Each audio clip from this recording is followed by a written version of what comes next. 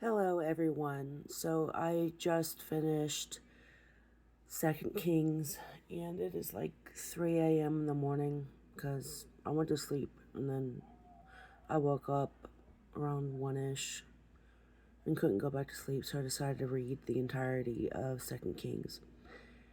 And because of the evil of the people that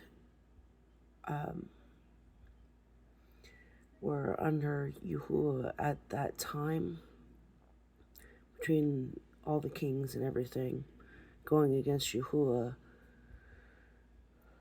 I could not find a single thing I could write down in my notebook to bring to y'all. So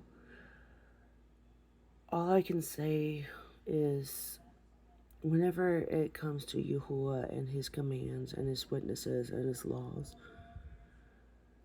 if you do not obey him, he will withdraw himself from you in every way possible and get you away from his eyes.